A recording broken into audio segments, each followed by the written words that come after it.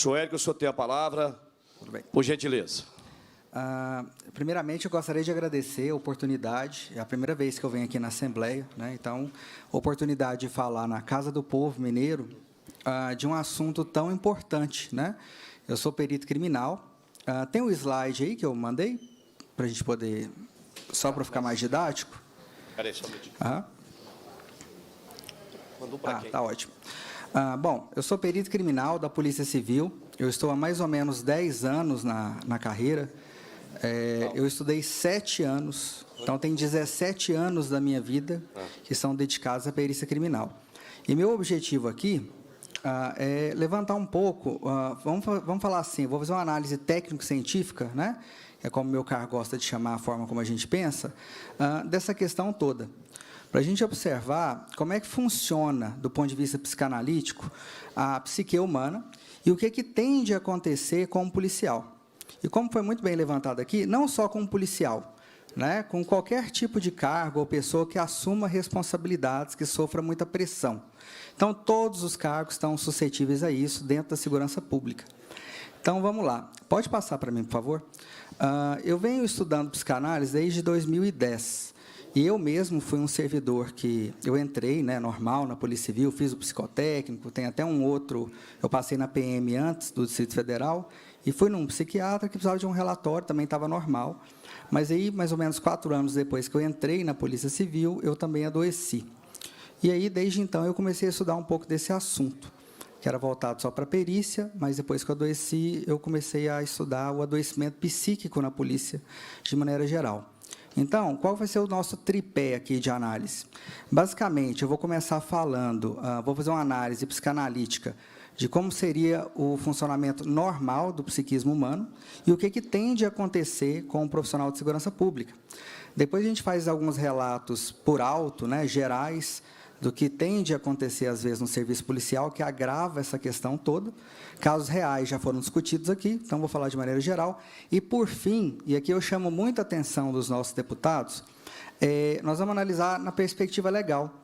Quais seriam as limitações administrativas e legais que a gente tem hoje que favorece mais ainda esse adoecimento, ou nos casos, muitas vezes, de assédio e tudo mais, limitações, né, de recursos humanos e de material, favorece o adoecimento.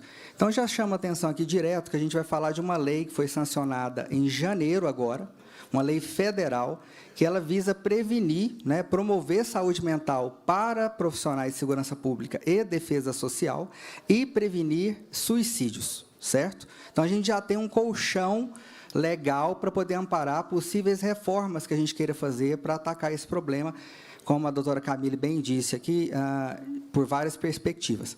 Então, pode passar para mim, por favor? Vamos lá.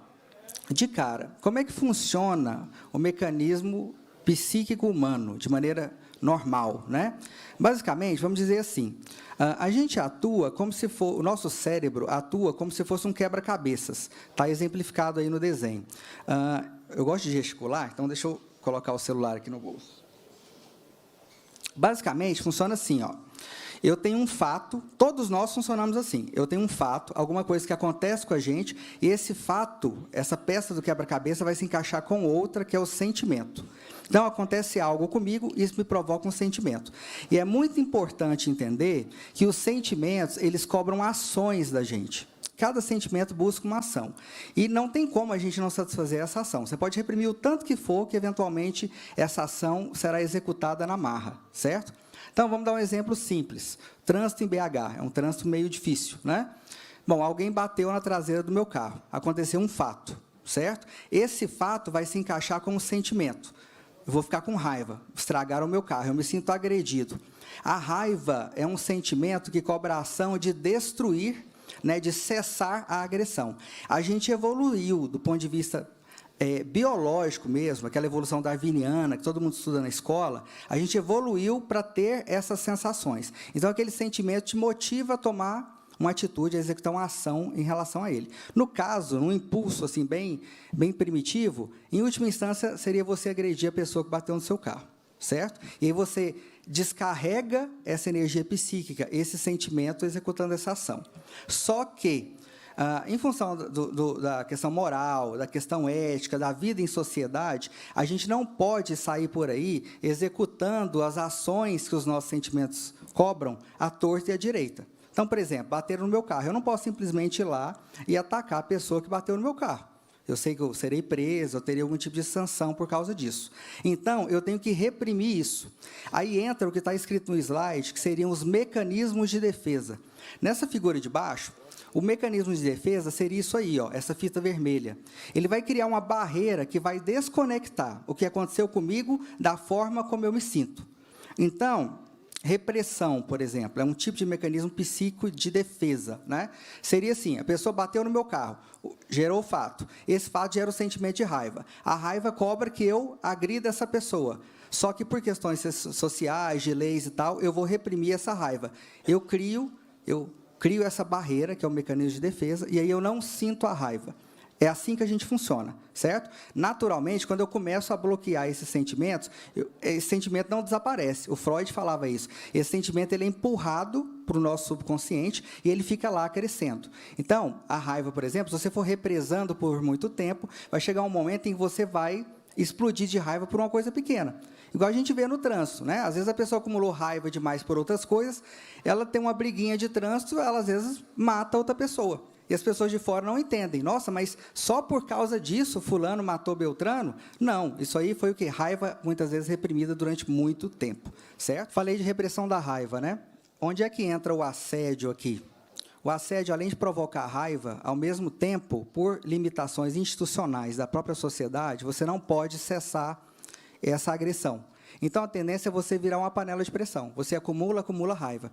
E eu não falei que a raiva ela visa destruir? Quando você não pode destruir o que está de fora, você tenta destruir o que está de dentro. Quem aqui, num dia de ficha de trabalho, de repente, decidiu não sair com os amigos ou alguma coisa assim?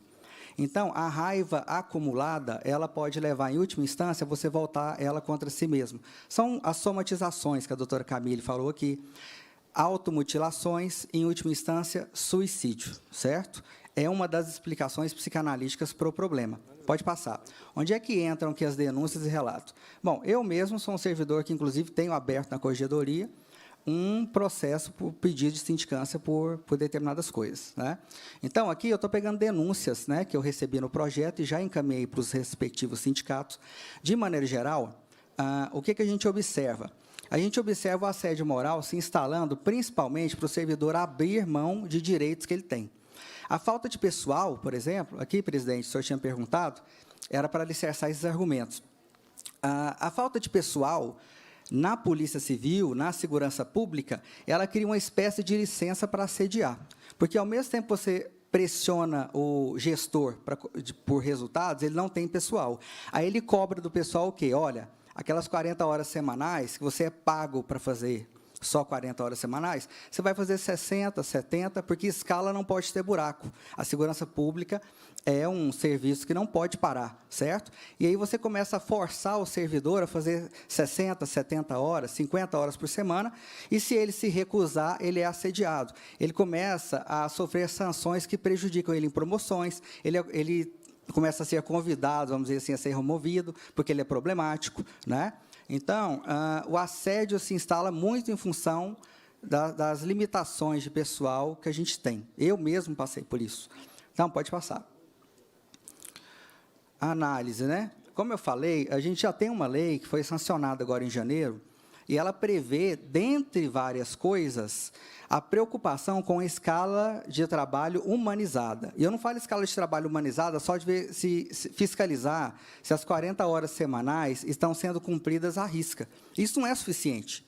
Por que adianta trabalhar 40 horas por semana e o cara ter 4.000 inquéritos para poder tocar sozinho? Não adianta, não tem terapia nem remédio que compense essa sobrecarga psíquica, né? Esse represamento de emoções. Então, essa lei, por exemplo, ela prevê a escala humanizada de maneira que o servidor também tem acesso à sua rede familiar e convívio comunitário. Então, não é só preocupar com quantas horas de trabalho ele trabalha, é que se ele tem as condições para isso e que ele possa estabelecer uma rede de apoio, dentre várias outras coisas que se prevê. A questão aqui que até citaram dos atos administrativos viciados, né, que visam assediar o servidor. Opa, espera aí. o seu ADE, né, o seu adicional de desempenho. Você não quer fazer mais de 40 horas semanais sem receber ou sem compensar, como diz a lei, ok. Então, eu vou te avaliar como um servidor não prestativo. Você não quer me obedecer a não cumprir a lei? Você não respeita a hierarquia e disciplina. Então, o assédio ele não vem só naquele item 15, se eu não me engano, né? Ele vem deturpando outros itens. Então, a gente já tem esse tipo de dispositivo legal federal. Eu acho que era toda uma questão da gente adaptar essas regras. A gente está começando a discutir uma nova lei orgânica na Polícia Civil, adaptar essas regras a essa realidade. Ok, senhor Eric. Sim, isso. Agradeço o senhor pelas contribuições. Muito obrigado.